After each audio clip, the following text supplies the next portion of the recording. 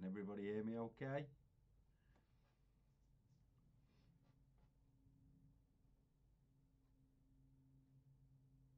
Can everybody hear me? It is chill. It is chill.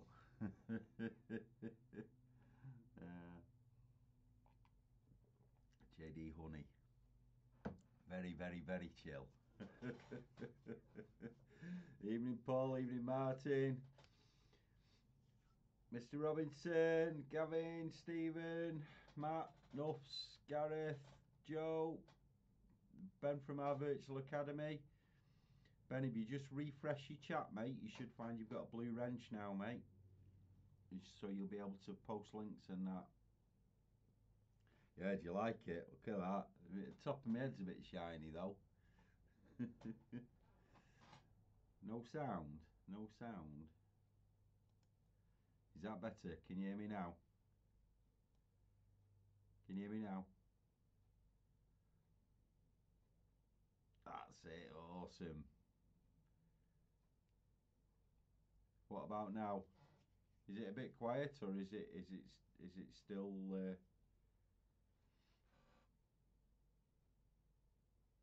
Hang on, we'll turn the mic up a bit then.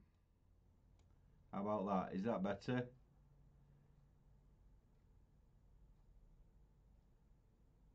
That better?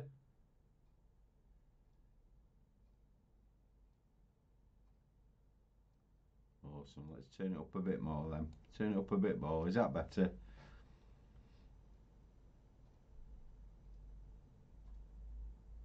Right. Yeah, we're going to be doing some desktop audio, so I don't want my microphone, I don't want it looping back through. So if the audio starts looping, just shout up and I'll turn my microphone down.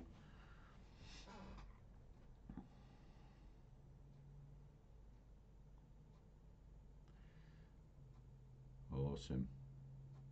Yeah, very shiny. I don't know the light. I don't know whether to put my hat back on, to be honest, because it's a bit distracting, isn't it? The light shining on top of my head. Oh dear. Yeah, my winter hat's gone. I've got to go tomorrow and get me passport photos so I can get my passport done for TST. So yeah. Hey, hope Tom's in here. Good evening, Tom. How are you, mate? Anybody that don't know Tom Johnson in the chat, it's Tom from Top Don UK. So if you've got any questions for Tom about the Top Don gear or what Top Don UK can do for you, he's the man to ask.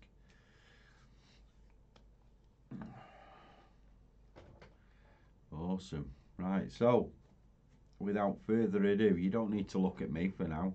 Well, yeah, no, we'll leave the camera on for a bit now. So this is our virtual academy. For anybody that needs it, we'll put the link in chat. We'll put the link in chat for anybody. So we'll get the prices out the way straight away. The prices for the software. These are UK prices, but if you want it in different currencies, click on your flag at the top of the page. So UK prices: 30 quid a month for a single user student, 30 quid a month for a single user business, 40 quid a month for a small business, 2 to 5 users, and that is subject to, there's a discount code of Simply Diag. I think that gets you 10% off, but members of the Simply Diag tech support group get a better discount than that, but you'll have to go in to find out what that is. Hi Jamie. No, I'm not. Hey up David. Hey up 40. Ian. No, I'm not turning into a professor, mate. No, I'm not at all. No, I'm not. We're just trying to get everybody singing off the same hymn sheet. Oh, there we go. Simply Diag, 10% off any single user plan. So yeah, no, not a professor. Just something to do at evening, just to help people out. Chris is in here. Everybody's in here, yeah. So there are your prices anyway. And this is our virtual academy platform. think I'm actually on the beta. I'm on the beta test at the minute for the mobile platform. So it automatically resizes to whatever device you're using. So even phone to phone, it'll resize to the different phone that you're on. So yeah, so we're logged in. We can like, you've got a search function at the top, your profile, all sorts of stuff, training centre, your favourites, and then all your reports and everything. So Yoda's in here. Joe, hang on a minute, you haven't got a blue wrench, mate. You need a blue wrench. There you go. Joe is now a moderator. So if you refresh your chat, Joe, you should you'll be able to put links in, mate, and moderate with the moderators.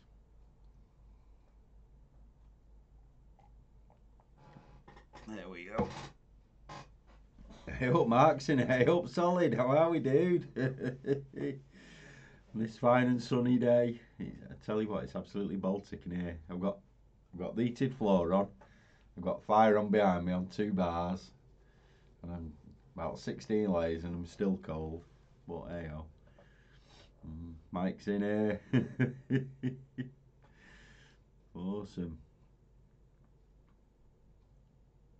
There we go. But oh, look at that. Ben's asking, anybody wants to talk deals, talk to him directly.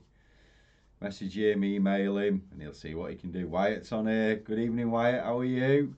Wyatt, why haven't you got a blue wrench, mate? There we go. Look at that. And blue wrenches for everybody. Oh, don't worry. We'll get a few more thumbs down before the end of the night. You know you've made it when you start getting the haters. Yeah, I've got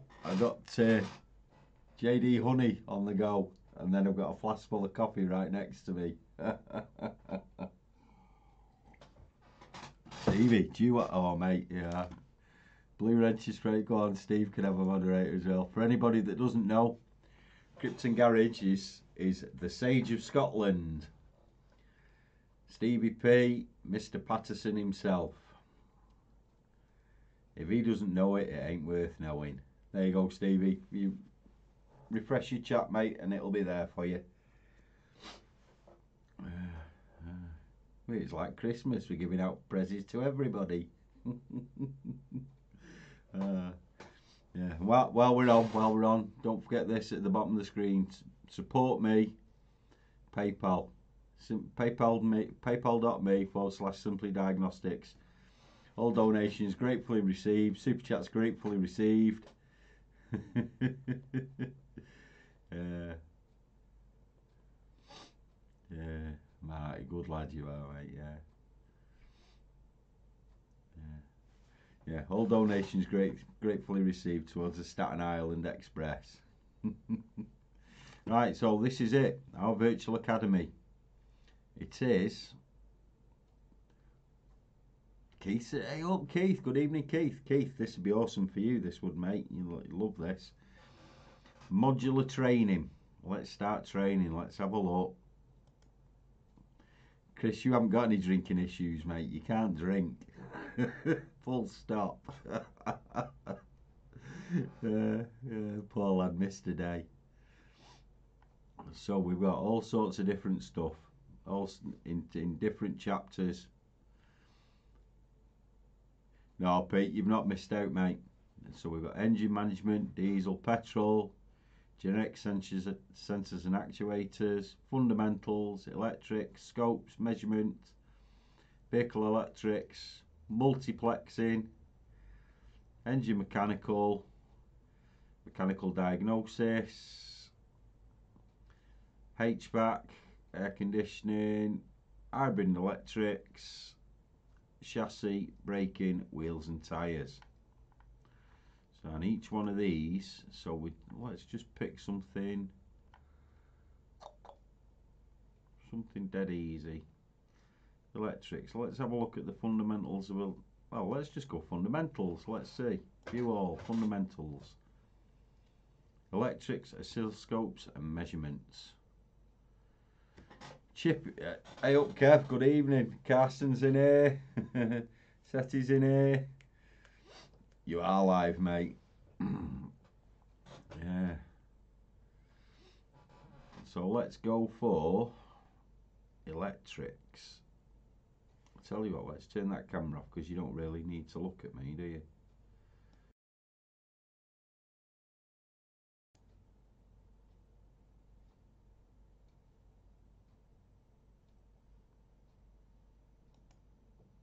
There we go. How's that? Can you all still hear me okay, yeah? Can you all still hear me?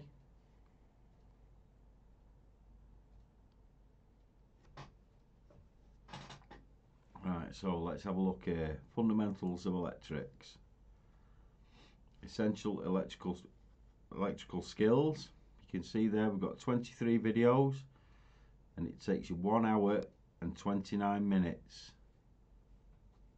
1 hour and 29 minutes to get through this. Further electrics is 12 videos and 51 minutes. So let's go in there.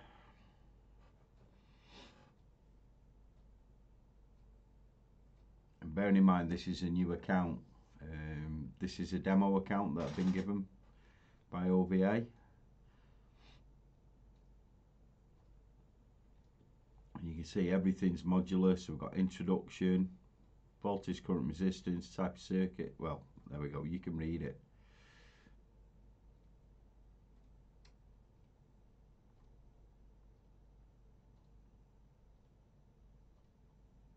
Look at that, everything you ever wanted to know. So at the end of it, we've got a test. If you see down here, we've got a skills test at the end to make sure that you've understood everything that's gone on. And then you can go back and have a look. So let's just have a look at the introduction. You have to tell me if we get any feedback.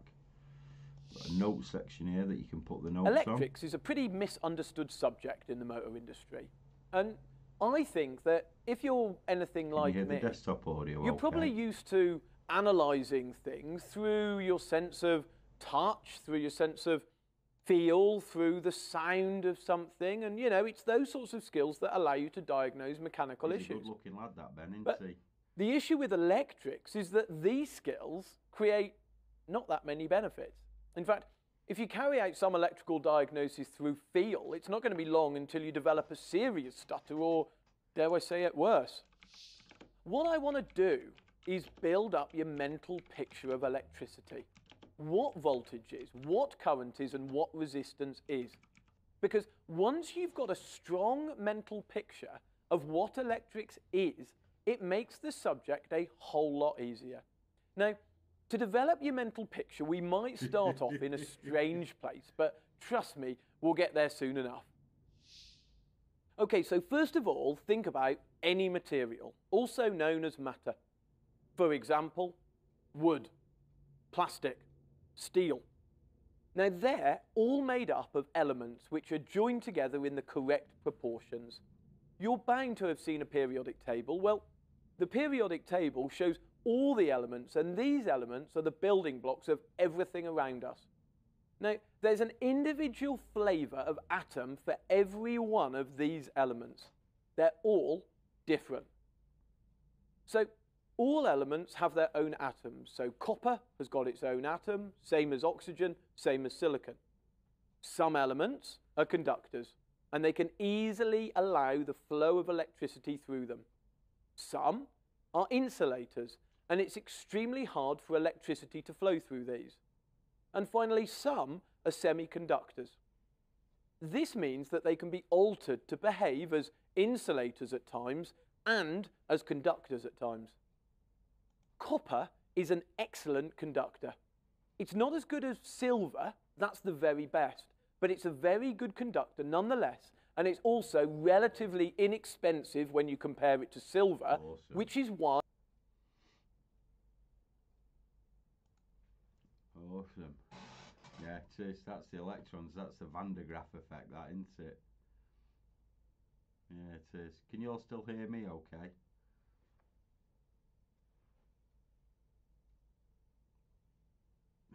let's have a quick one look at this relay testing. Let's have a look at relays.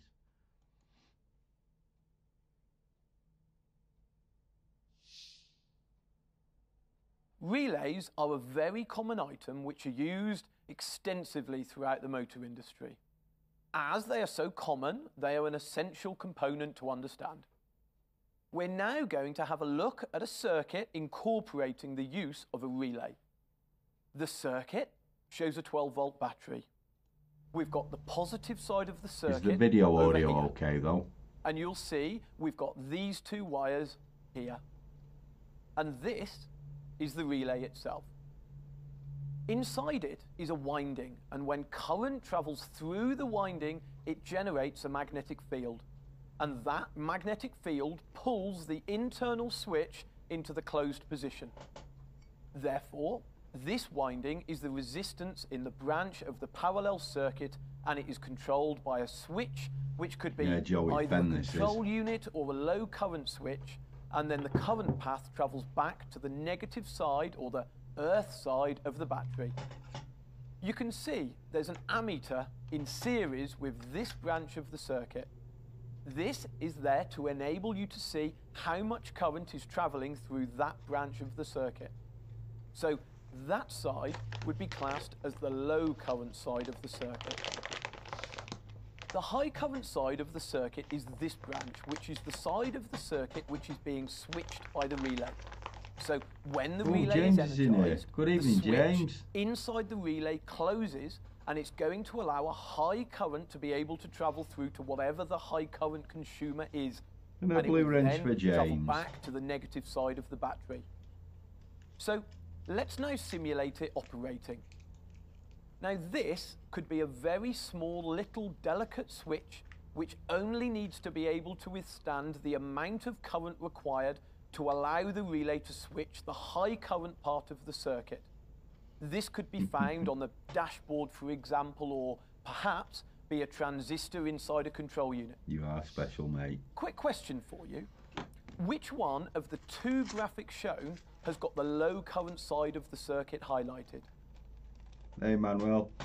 Yeah, we're giving all the people that are getting blue wrenches so they can put links in. Which relay has the low current section highlighted?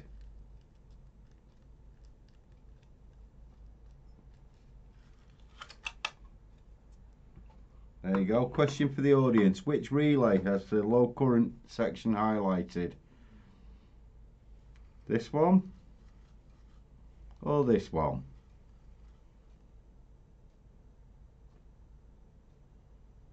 This one? Or this one?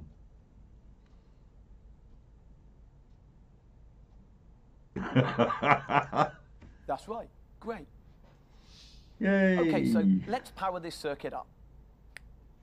So this switch closes, and as it does so, it allows current to travel through the winding inside the relay, which in turn generates a magnetic field pulling this internal switch of the relay closed.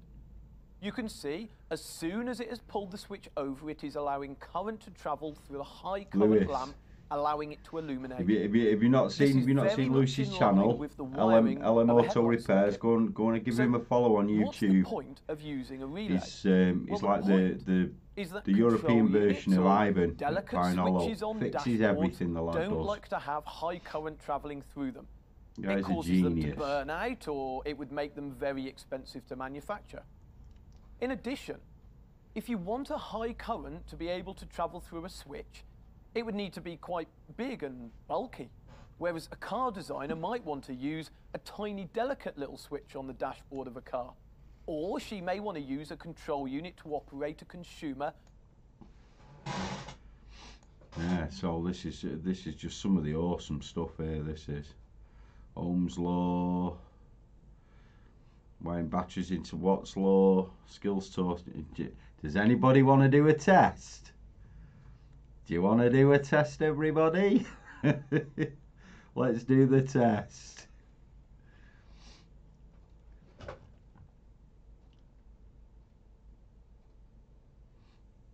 Let's do a test.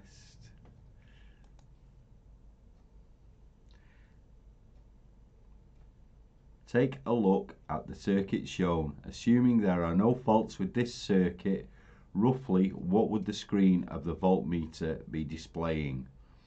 Ohm's law. The answers are 0.1 volts, 6 volts, or 11.9.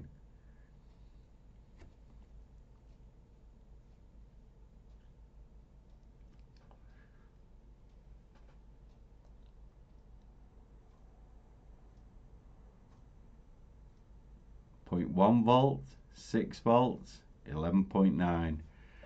Remember Ohm's law? V, I, R. So a 12 volt battery, 2 resistors in series.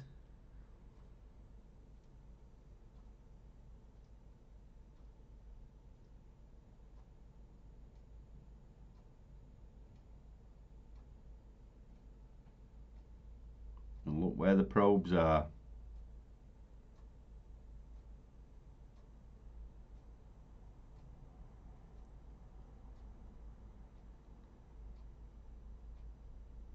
Look where the probes are.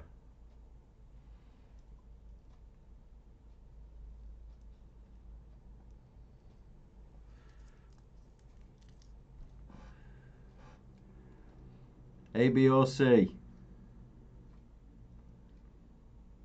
A, B or C?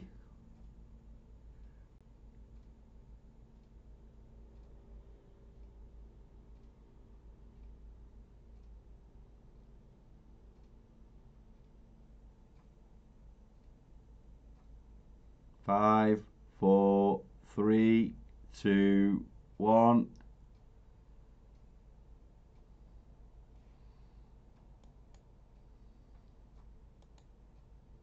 Correct. There we go. Got 54 seconds left. What is voltage? A, B or C?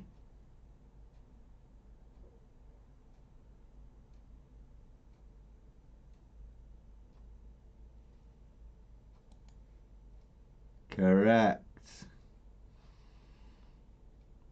Take a look at the circuit shown. Which lamp should have the highest volt drop across it? 4 ohms, 2 ohms, or both will have the same?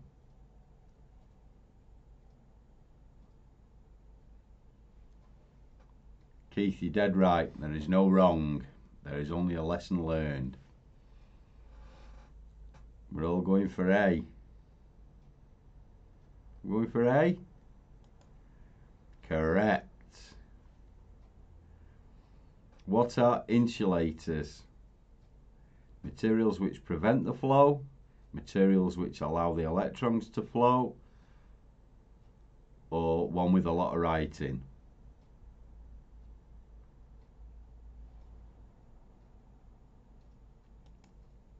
A. What would be the resistance of this parallel circuit? Resistors in parallel. 10, 30 or 90?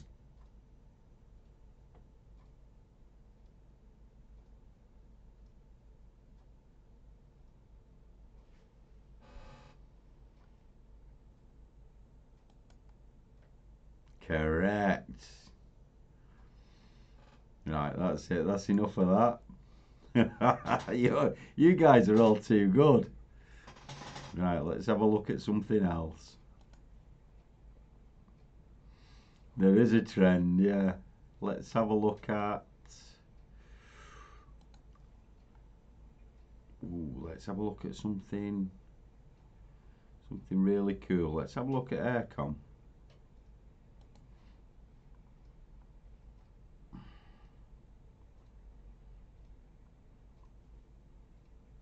Let's learn how it works.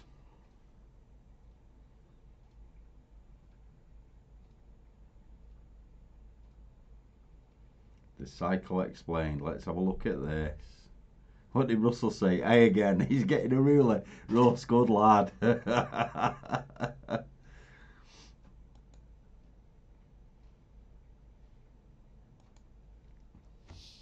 This is the AC cycle. So, let's now begin the journey. And as we travel around the circuit, I'm going to explain the detail associated to the operation of this wonderful system. I'm going to refer to science quite a few times throughout this chapter, but trust me, through understanding the science, you're going to gain a very clear understanding of how this truly amazing system works. We're going to begin our journey here at the Can't sight tell glass. me this isn't worth a We're pound a going to day. begin our journey here as I can prove to you This what Pete. pressures, Pete's a good looking what lad. temperatures, Nice hair, Pete. and what state the refrigerant is in, and then once those points are nailed, we're going to continue our journey. Okay, so let's take a look through the sight glass. And as you can see here, the refrigerant is essentially looking like a solid, luminous mass. Now, in fact, what you can see here is a liquid refrigerant. Evening, But to Pedro. help me prove that point, let's have a look at this He footage. does. I bet he doesn't like to eat At chips the like beginning I of do, this though. footage, the Good air looking lad conditioning he is. system isn't operating. And you can see that initially, the sight glass is clear, which means that what is below the sight glass is gas. Now, when we switch on the air conditioning system, we can see a change taking place. Initially, we see some liquid, and then more liquid with bubbles. And eventually, Neil, I'm sight on the glass beta goes to a version, mate. luminous green, just like the graphic Apparently we saw it's rolling before. out to everybody free of charge. Therefore, when we see a luminous green, we're actually looking at a bubble-free liquid. So there you have Yeah, it. it's being rolled At out this point in the gradually. system, We're the beta testing refrigerant it, is a getting all the liquid. bugs out for them. The pressure gauge you can see here is connected to a service connector located on the high-pressure side of the circuit, which is also where the sight glass is located. So again, anybody that Now, wants as you can this, see here, if you while go the system is into operating, the pressure is at about 11 bar. One final our point to virtual note is academy, the temperature being measured in this part sign of the up. circuit. There's a You can discount see code. here that the temperature Simply of the pipe, Diag and gets you therefore the 10%. refrigerant, is at a temperature of 30 Subscribers degrees to the tech Celsius. support group get a better Therefore, discount. at the sight glass, the refrigerant is in a liquid state at 11 bar and has a temperature of 30 degrees C. I'll be referring to those points again later. If we now bring up a pressure temperature curve for the refrigerant, you can see that at 30 degrees C and Yeah, 11 Neil, it bar, works really, the really well refrigerant on is mobile, very mate, much a on the liquid. beta. It's Let me working explain really that well, point. it's nice. The line on this chart, as you're now very aware of, relates to the boiling point of the liquid. If the pressure and temperature relates to this area here, the refrigerant will be a liquid. If the temperatures and pressures relate to this area here, the refrigerant will be a gas. So now, as the refrigerant passes through the thermal expansion valve and enters the low pressure side of the circuit, it is suddenly exposed to 2 bars of pressure. Now, if we look at our pressure temperature chart, we can see that at 2 bars, the boiling point of the refrigerant is 1 What was the degree discount C. code again, Ben? Well, the temperature of the refrigerant as it passed through the thermal expansion valve was 30 degrees C, which means the refrigerant was 29 degrees hotter than its boiling point. The refrigerant uses this sensible heat to boil, and in doing so reduces the temperature very quickly to 1 degree C. Once the refrigerant Awesome. has used up this heat, it stops boiling. For the refrigerant to continue to boil, it would need a lot more heat. Now, it was only a small amount of liquid refrigerant which could change its state due to the limited amount of heat energy available. And so, the rest of the liquid refrigerant now enters the evaporator as cold liquid and at the boiling point. So, this now means that when the refrigerant, which is still in its liquid state, enters the evaporator, it's got a massive capacity Evening, to Henry. absorb latent heat. And this is the very purpose of the evaporator, to provide that heat energy to the refrigerant. The evaporator has a large internal and external surface area and is made of aluminium, which is hugely efficient for promoting heat transfer. So, as the hot air from the JD's passenger finished. compartment is blown over the evaporator by the blower motor, Coffee and next. as the refrigerant inside the evaporator is at 1 degree C, the heat which is contained within the air is rapidly absorbed by the liquid refrigerant, resulting in both the refrigerant turning into a gas and, most importantly, the air losing its heat energy. And how much heat energy? A massive amount. If air has heat energy removed from it, that air gets colder. and that colder air is what gets blown out of the vents into the Yeah, it's passenger absolutely compartment solid and gold, gives that this is. desired cooling effect of air con. So we've changed the refrigerant from a liquid into a gas, and in doing so, we've cooled some of the air in the passenger compartment. Now the refrigerant in the evaporator could have changed its state with no temperature change. That would mean that the temperature of the gas... Yeah. How awesome is that? Does anybody want to test? Do you want to do a couple of questions from the test? Yeah, Jamie, awesome. Yeah, get it. The links in the chat. Ourvirtualacademy.com. Discount code SimplyDiag for 10% off. And members of the tech support group get a significant improved discount. Keith, you as a moderator in tech support, mate, you should have a demo login for this, mate. We'll get Ben to organise your login for it, mate. Right, let's do a test. Run out, bottle's empty, partner. Bottle's empty. Let's do a test. 12 questions.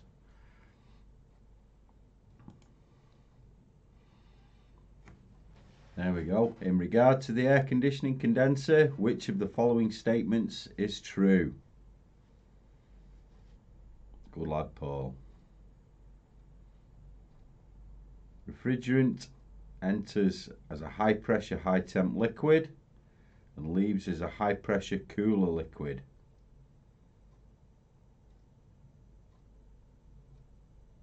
Enters condenser as a high pressure, high temperature gas and leaves as a high pressure, cooler liquid.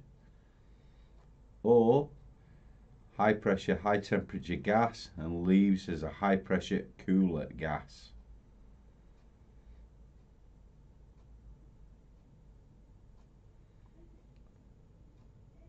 Think to yourselves, where does it change state?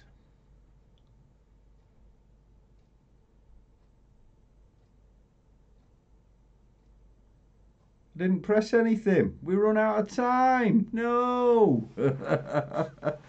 It was B.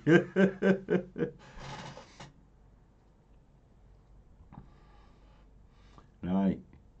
After leaving the compressor, which of the following is the next component the refrigerant flows through? Evaporator, condenser, TXV, or the dryer? Correct. Yeah, we did. We ran out of time. Sensible heat. Sensible heat is the heat that is added to a liquid when a liquid raises its temperature.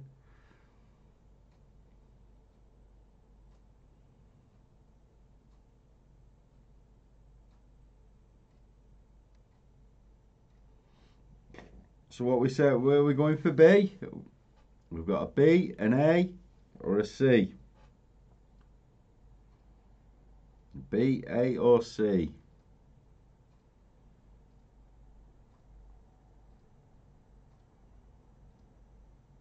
B, A, or C? Well, if we'd done all the course, we'd know, wouldn't we?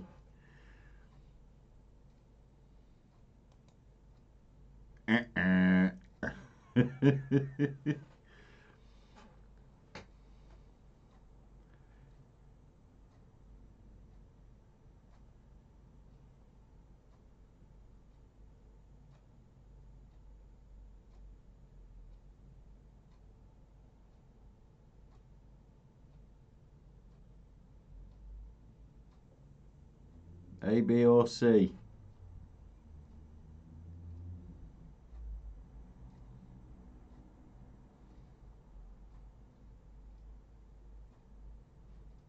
We go with Hendry's B. Should we go with Hendry's B? Yes or no?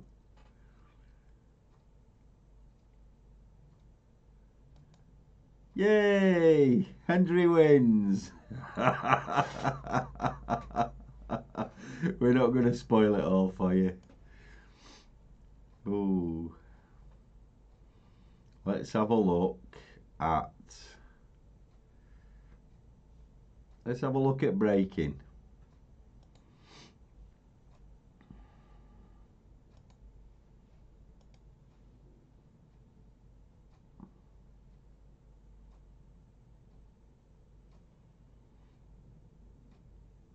Four channel, four sensor. Oh, Henry says multiplex. Do you want to look at multiplex?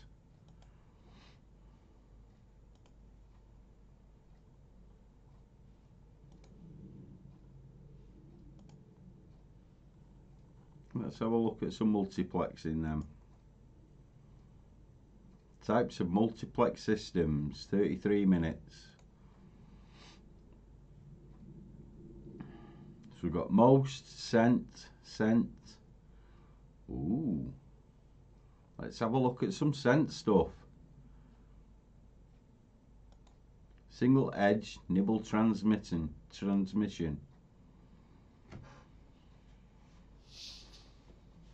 Pound a Welcome day, to this module Marius. on Pound SENT a day, communication. mate. During this module, you'll be looking at what SENT is and how it works. So, Yeah, what Ben, is question SENT? for you, mate. Can The text word become SENT is an certified via abbreviation OVA? of single edge nibble transmission. It's a method of communication used to transmit information from a sensor to a control unit. SENT only allows information to be communicated in one direction. Therefore, if there are two components needing to communicate, such as a manifold pressure sensor and an engine control unit, one will be able to send and one will be able to receive. The receiving unit cannot send, nor can the sending unit receive. SENT is an alternative approach to communicating sensor values in comparison to the use of analog and digital PWM signals. Some sensors in vehicles measure two different variables, an example being an intake manifold pressure sensor with an integrated intake air temperature probe. Historically, these two different variables would need to be communicated via two separate wires. The use of SENT allows multiple pieces of information, such as temperature and pressure, to be transmitted along a single wire. A sensor's a sensor, mate, no matter what it's fitted to. The transmission of multiple pieces of information is usually done using multiplex networks, such as LIN and CAN. SENT is a low-cost alternative and communicates using a rather interesting and different approach. Before I continue, let's make sure you're keeping up so far. Which of the following is true? A. Information between SENT components can be communicated in both directions. Or B. Information between SENT components can only be communicated in one direction. A or B? Oh, you're good, you are.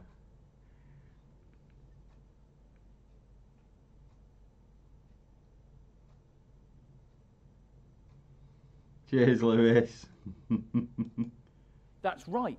Information between SENT components Thank you very much, Lewis. Awesome. in one Thank direction. you very much for the super chat, mate. This is known as unidirectional or one-way communication. There's a fibre towards TSC. To understand how SENT communication takes place, you're going to need to understand the pattern. Here's an example of a single SENT transmission. For a control unit to be able to read a SENT transmission, it first of all needs to calculate something called tick time. So what is tick time? Well, if we look at this part of the pattern, you'll notice that there's two peaks of voltage where the voltage is... Awesome. Roll out a level 2 hybrid solution. Teaching is provided online and assessment is half a day face to face. Brilliant. That's an awesome option, that is. That's an awesome option, that is. Increases from 0 volts to 5 volts and then falls back from 5 volts to 0 volts again. Now, if we measure between this falling edge and this falling edge, the period of time between the two edges is called the synchronization pulse. This synchronization pulse is always 56 ticks in length. Therefore, if we measure how long the synchronization pulse lasts and then divide that period of time by 56, we will then know the time period for a single tick. So here we have a SENT signal and here's the synchronization pulse. The period of time between this falling edge and this falling edge is 168 microseconds. If we now divide 168 microseconds by 56, we get the answer 3 microseconds. This means that the time period for one tick, or tick time, is 3 microseconds. Okay, so just a quick question. How is tick time calculated? A, divide the synchronization field length by 46. B, divide the synchronization field length by 56. Or C, divide the synchronization field length by 66. Yeah, sharp cookies, you guys. You're actually listening. That's right. Tick time is calculated by dividing the synchronization field length by 56. Good lads, look at that. Now that you understand how tick time is calculated... Right, there we go. How awesome is that?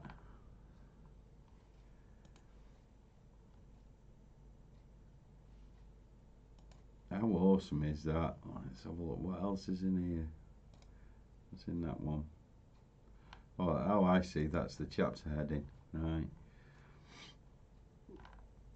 Let's have a look at diesel.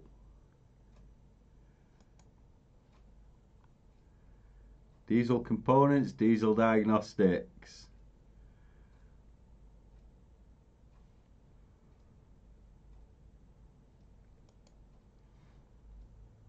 Diesel, 6 modules, 30 minutes to do diesels. Yeah, so again, there's the link for it, ourvirtualacademy.com. Sign up, simply Diag to get you 10% off. Joe, here's the prices, mate. There's the prices.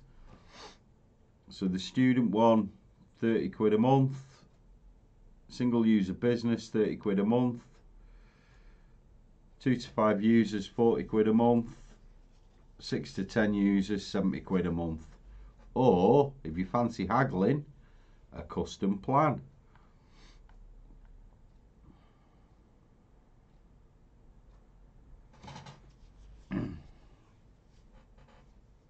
Good question, Mark.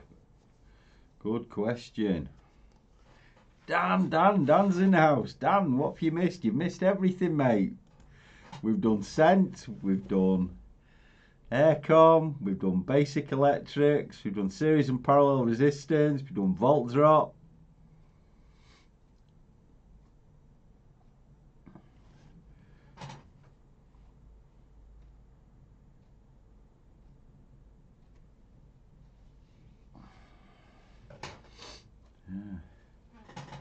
Mr. Stackis, it said, where was it up here now? We've got that up here. So, look at that, super chat. Good lad, Lewis. Let's look for the link. Where was the link?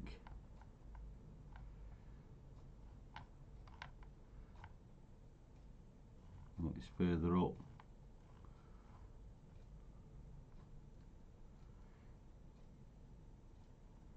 Further up, I don't know where the link's gone. Keith, awesome, mate. Yeah, all right. Yeah, I'll be over there shortly, mate.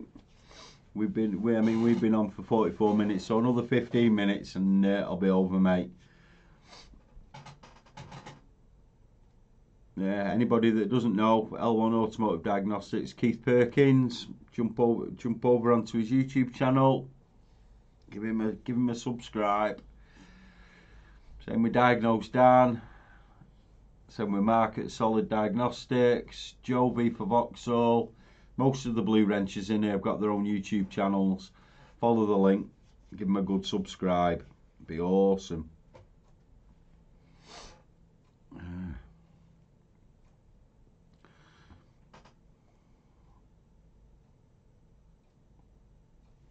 And Yoda as well. Yeah, Steve, you've been quiet tonight, mate. You busy? Well, you're just trying to recover your terminal tools back from Taylor. Yeah.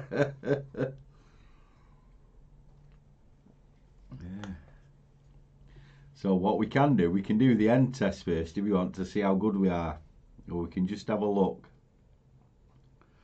Let's have a look at, what should we have a look at? You pick a number between 1 and 6.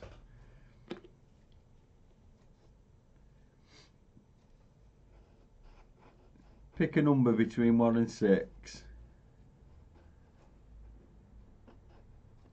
So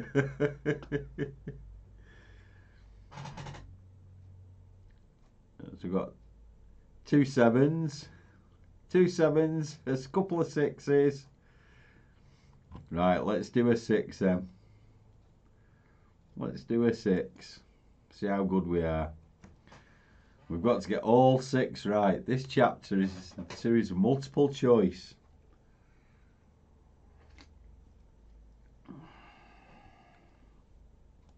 Let's see how good we are. A or B?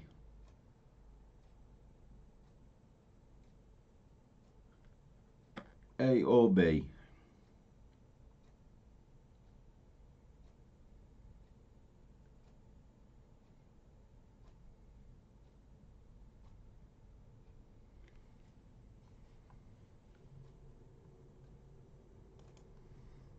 Yeah, Joe, I agree. We could do with some more videos on the Type I, definitely. When conducting a low pressure circuit test, what is the purpose of the tap?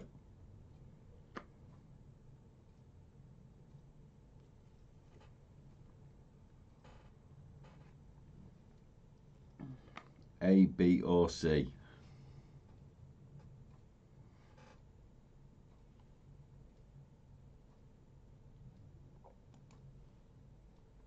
You guys are good. Where should the gauge be fitted in the system?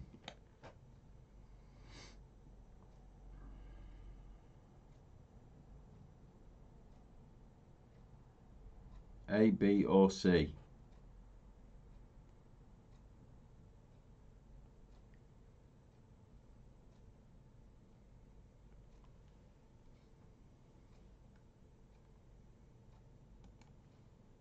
Correct. On a system that uses a transfer pump to draw fuel up from the tank, what degree of vacuum are you likely to measure during cranking when the fuel line is blocked? Morning, Stephen. Stephen, you were right about the RT Mini, mate. RT Diag. We've updated it tonight, so we're going to go back on the Mini with that tomorrow. A, B, C or D?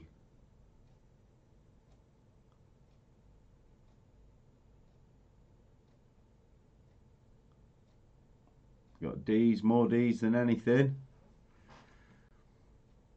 More D's than anything. Let's go with D. Yay.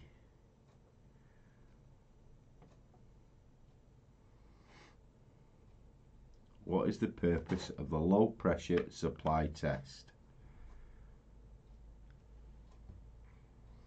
A, B or C? B, A or C? A, B or C? Yay. On a system that uses the transfer pump to draw fuel up, what degree of vacuum are you likely to measure at idle on a good system? At idle on a good system.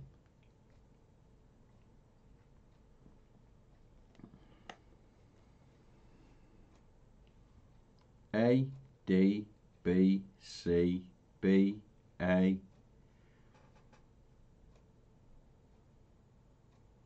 At idle on a good system.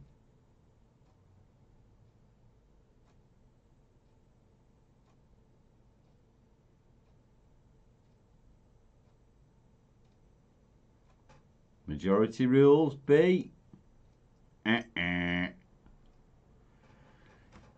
We failed, guys, we failed.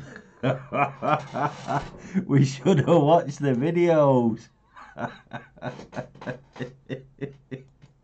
Let's continue training. Oh dear. Oh, we broke it. Somebody else wanted to have a look at 2, didn't they? What was 2? Now, let's have a look. What was 2? Leak off testing. Let's have a quick look. No, no. Let's have a look. Something different. Let's have a. I wonder where have we got any petrol? Let's have a look. Have we got any petrol in here? Oh, there we go. Direct fuel, GDI. 6 modules.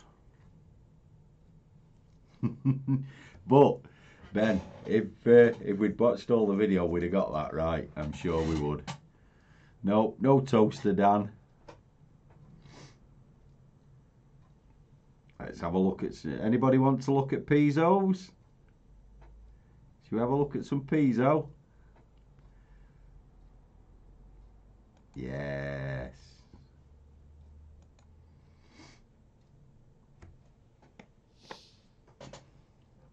Hi and welcome to this module. During the module we'll be looking at piezo injectors fitted to a direct injection, high pressure petrol fuel system. Just look what you During the module, Introduction to Petrol Direct Fuel Injection Systems, you will have learnt about the operating principle of direct injection, high pressure petrol fuel systems. If you haven't completed that module, I'd advise that you do that before completing this one. Delivery of the fuel into the combustion chamber of a direct injection system is performed by an injector. There are 2 main types of injector which are typically used in these systems. One being a solenoid type injector and the other being a piezo type injector. During this module we'll be looking close. What can you notice about that? The differences between the solenoid and the piezo. And physical differences. The piezo normally is long and thin, with the electrical connector coming straight out the top, and a high pressure connector, and the solenoid short and fat, with the connector coming out there at an angle. Most piezo injectors, you'll see the electrical connector comes straight out the top of it. Closely at the operation of the piezo type. The first thing we should do is look at the differences between the 2 types. You'll notice immediately that the piezo injector is longer than the solenoid one. There we go.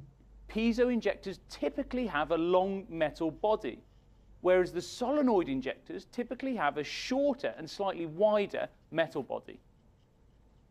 Now, if we take a look inside these 2 injectors, it's possible to see why. You know what, Ben? I like them jackets, mate. I could do with one of them. Here inside the solenoid injector, we have a large coil winding. Size, mate. Inside of the coil winding is the armature. The combination of the coil and the armature form the solenoid component.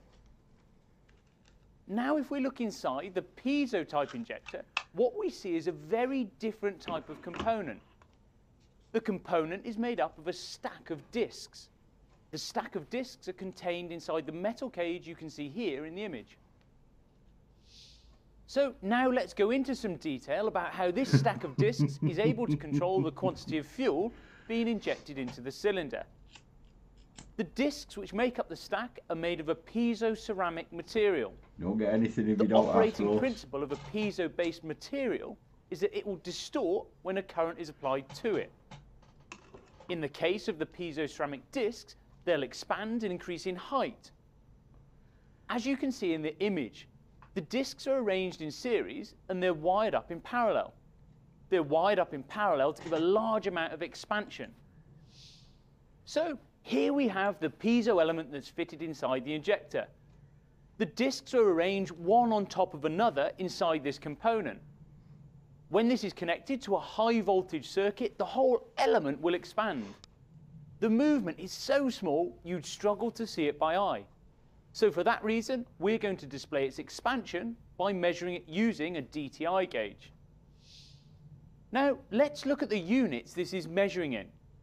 So each of these lines on the gauge represents 0.01 millimeters. That's 1/100th of a millimeter. So now to apply the voltage.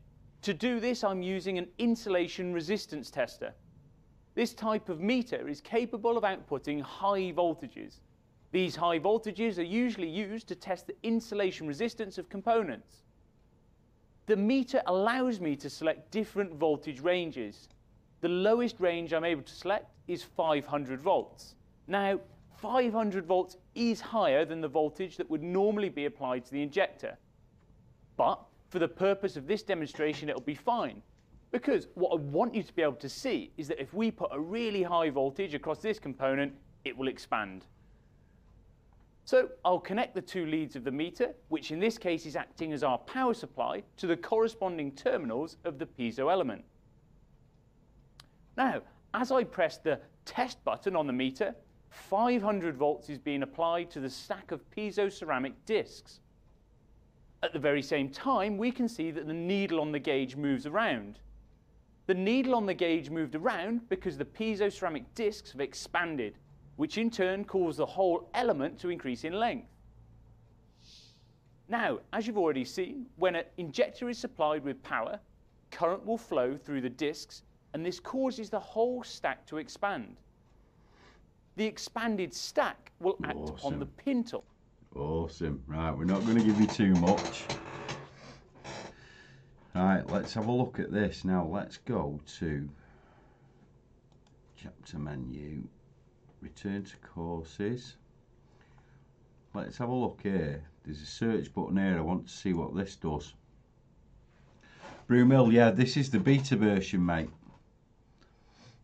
Let's have a look. So we've got a search box here. Let's search for a search term. Let's try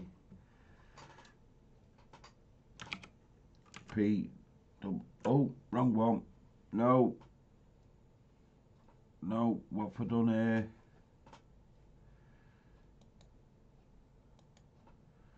What did I do there? What have I gone?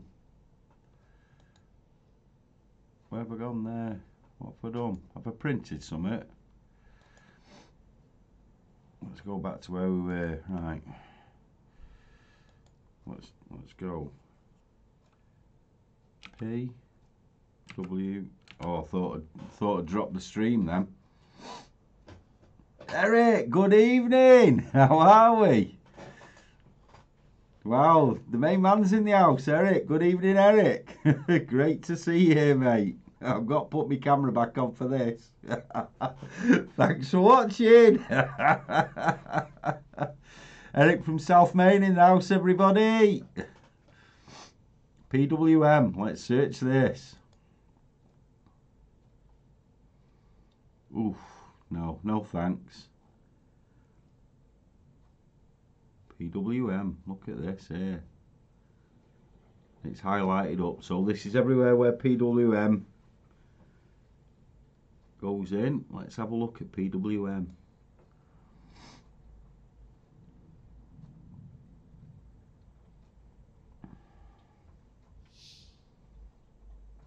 Hi, welcome to this module on the understanding of PWM. During this module, we'll look at the explanation of PWM and how it affects actuators fitted within vehicles. Before we start, have you heard of PWM before? Would you be able to identify a component that would be controlled by PWM? A, B, C or D. A, B, C or D, folks.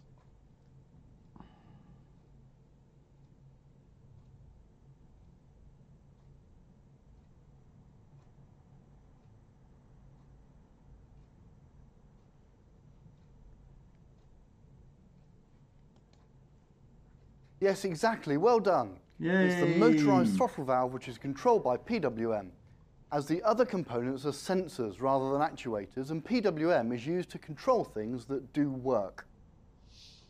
So in terms of work, what do we mean by that? Well, by work, I mean components that actually do something.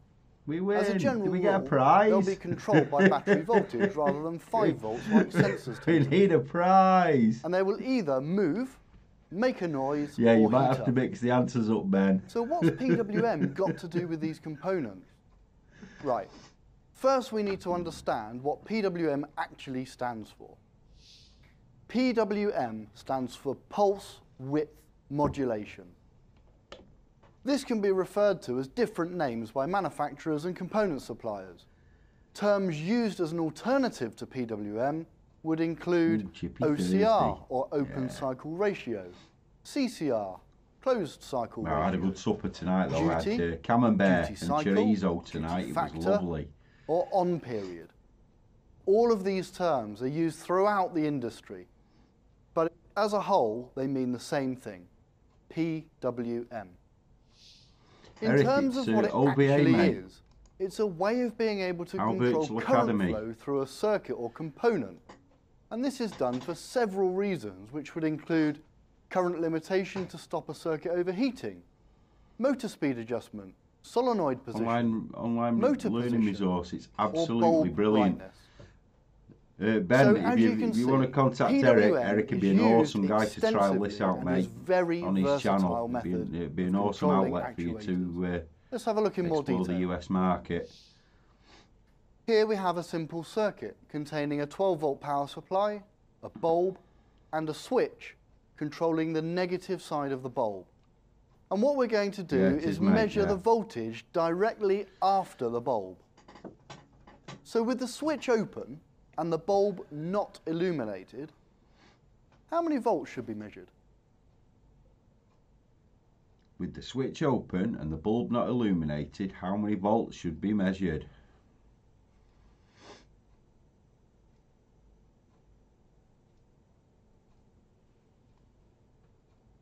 What, you mean it's not A? Can't be B. Yeah, exactly. You'll measure 12 volts or whatever the supply voltage is. Since the circuit is not complete, you would measure all of the available pressure or voltage. So if I were to close the switch and thus illuminate the bulb, what voltage would then be measured directly after the bulb?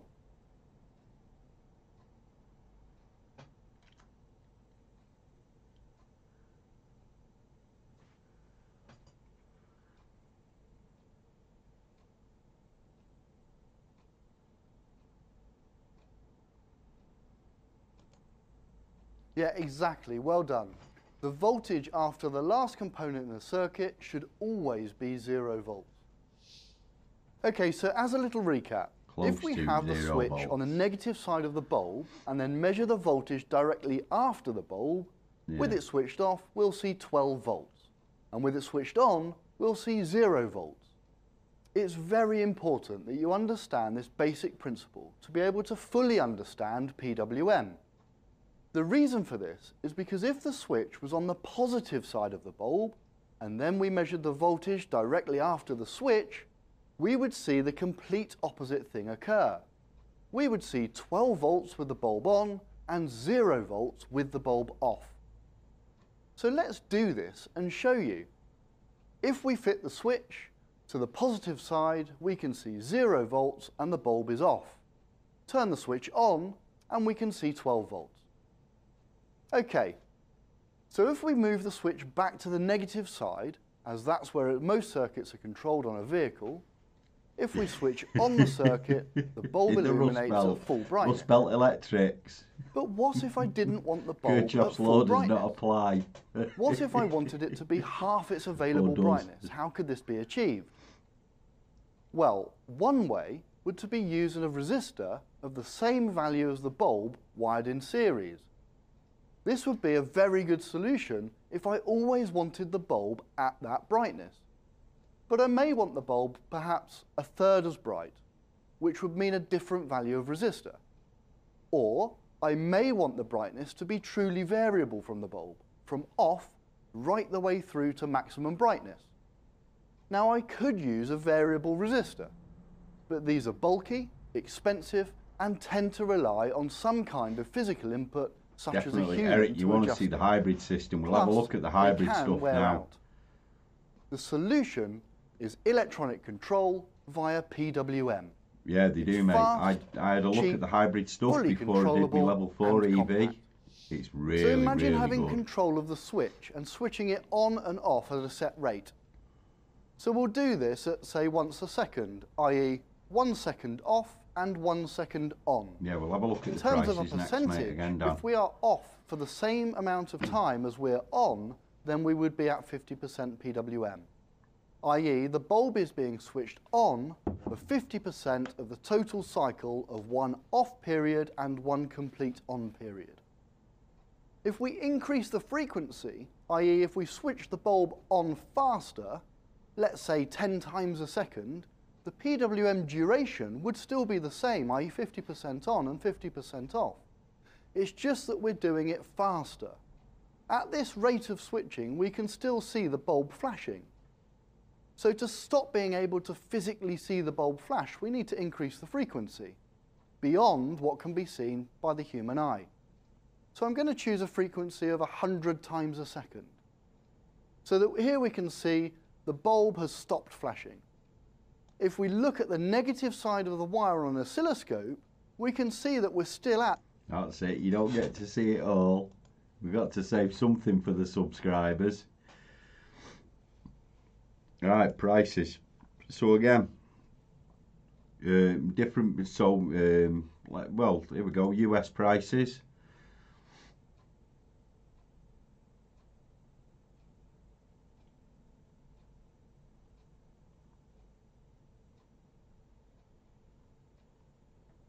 There's US prices there.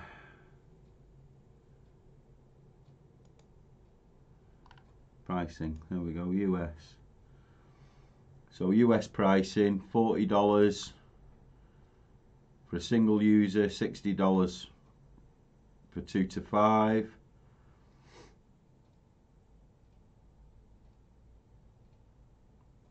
$100 for 6 to 10, or the haggle plan. And then EU pricing,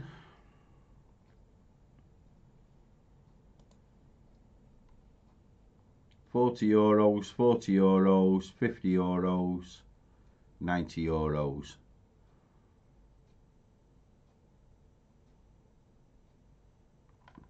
Yeah, it's an absolute bargain. Let's just go back to the UK site. So again, for the UK guys, 30, 40 and 70. So that's one user, 2 to 5, 6 to 10. Euros, €40, €50, €90. Monthly. US,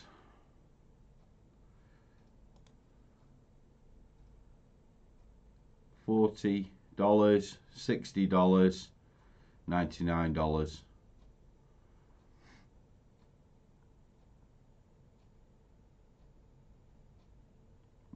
Oh, Eric, it's absolutely brilliant. Like I say, we just have a look here now at the hybrid stuff. You won't believe this. Have a look at this hybrid stuff here now. Let's go, return to courses.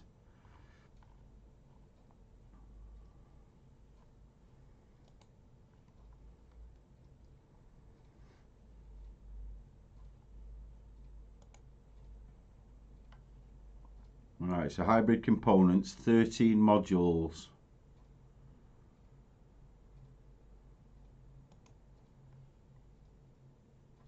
There we go, there's a link in chat there for the free trial.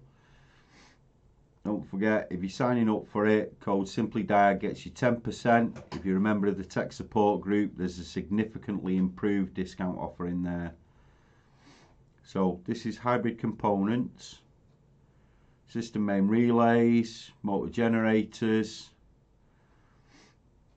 a test, NIMH monitoring, NIMH analysis, leakage, hybrid braking,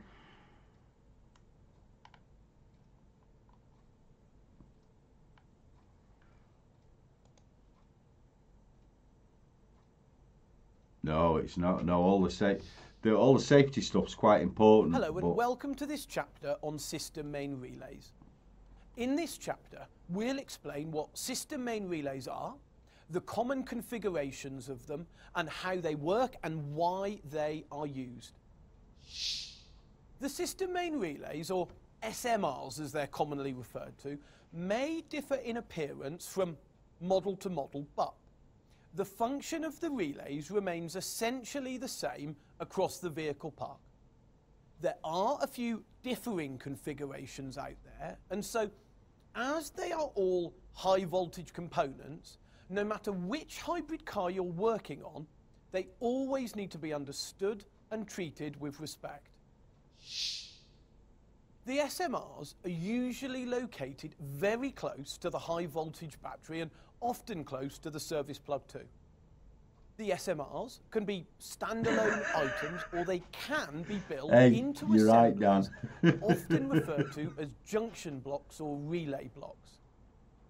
The relay block usually, but not always, consists of 3 relays, often 2 large and 1 small.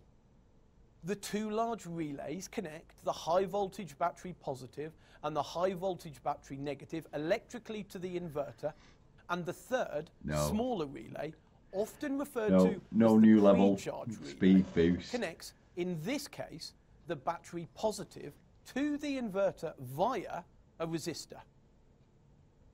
So, let me explain to you the relevance of the resistor. If we look inside this inverter, we can see this module, and this module contains very big capacitors. The capacitors will be charged when the car is put into ready mode, and during this charging process, current will be flowing into the capacitors.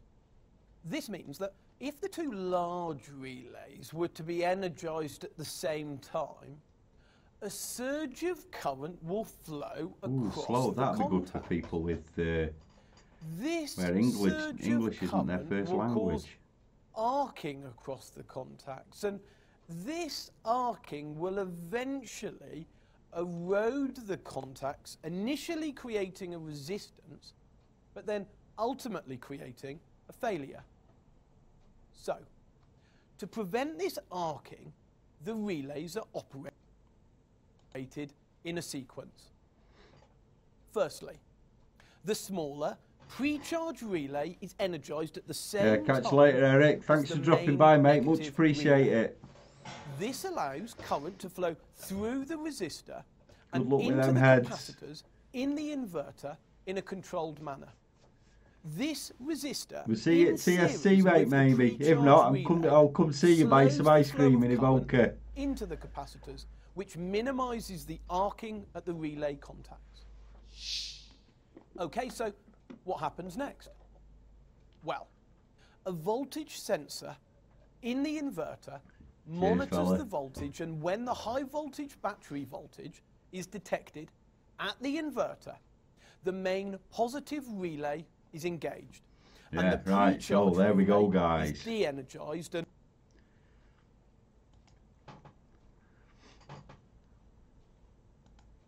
so, what do you think of that?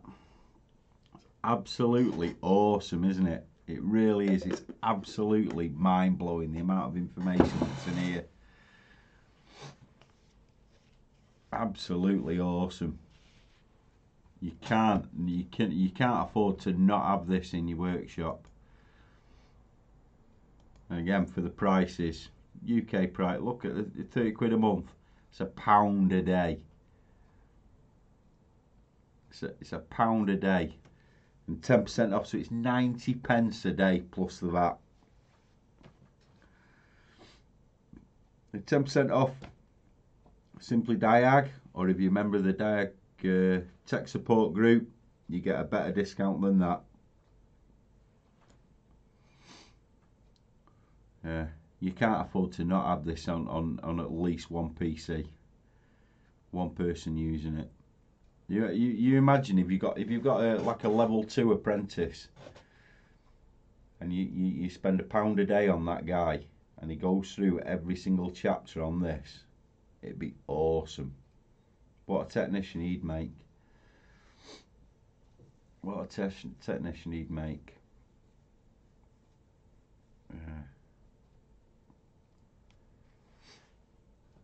Oh mate, can you imagine the Googling you've had to do a few years ago to get this? It's brilliant. It's brilliant. Right, so we've been going now, we've been going an hour and 15 minutes. Anybody got any questions for Ben? Ben, do you want to put your contact details in the chat, mate? Then people can contact you after the stream or tomorrow or whenever.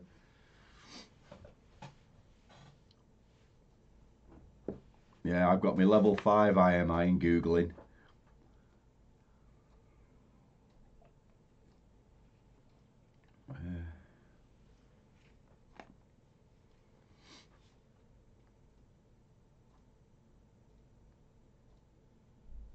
Awesome, brilliant. Listen, guys, before you go, just if you could, after the stream's uploaded, if you just take the time just to pop back onto the video tomorrow onto YouTube and just give us a thumbs up and maybe leave a comment, it'd be awesome.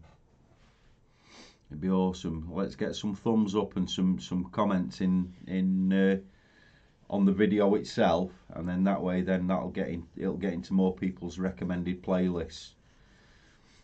And it'll help spread the word for this, because this is just solid gold. This is platinum that everybody needs to see. And the more thumbs up and comments in the actual video comments, the more of other people's playlists it'll appear in.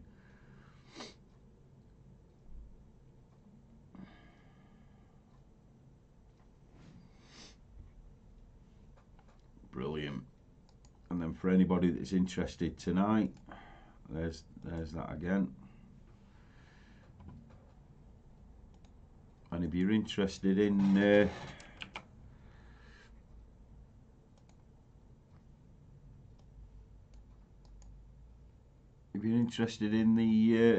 tech support group, there's the link for that. Register, we'll verify your trade credentials, get back to you, and then you can come down here then buy a subscription. Again, that's a tenner a month. That is closed group, loads and loads of stuff in the closed group that you're not going to see anywhere else.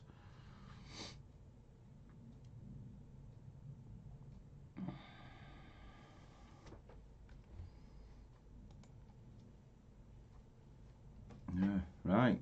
So there we go. All I'd like to say is thank you very much for spending your Sunday evenings with me. You've been awesome. Ben, thank you very much for partaking in the live stream, and obviously for the software itself, and for taking the time. So guys, you're awesome. Thank you very much. Have a brilliant week. We will see you through the week.